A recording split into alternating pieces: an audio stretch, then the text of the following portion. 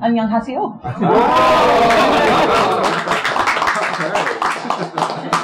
It is a pleasure to be here. Thank you so much. Thank you for taking the time. When I became leader in 2010, the first thing I did to reach out to the community was to meet with Helen. And when I say meet with, it was to get instructions from Helen. We then set up a weekly radio program where I would do a Korean radio show during the session. When HB 87 was being debated in 2012, to fight back against what was demonizing legislation that not only went after those who were undocumented, but really sought to hurt the immigrant communities that were lifting up and creating job opportunities throughout Georgia. I take care of my family.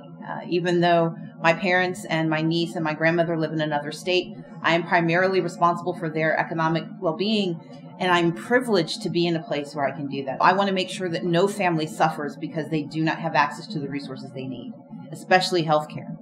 And responsibility. When we elect leaders, we have to give them the tools they need to do their jobs, but most importantly, we have to hold them accountable for doing their jobs. And unfortunately, while we have had good leaders in Georgia, they've often stepped away from the harder tasks. And that means making sure that every child has the freedom and the opportunity to thrive by being educated from cradle to career. It means building a thriving and diverse economy in every community in every county in Georgia. And it's about making sure that we do the hard work of expanding access to Medicaid, because that means that we can create more clinics that can serve everyone. It means that access to jobs increases. It means that we can do the work we need to do to make sure every Georgian can thrive. It's why I believe so strongly in public transit, because that is as much a transportation issue as roads and bridges are.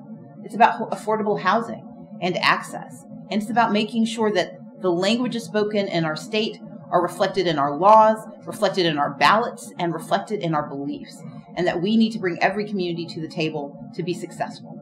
And that's why I'm excited to be running for governor, but more importantly, why I'm thrilled to have your support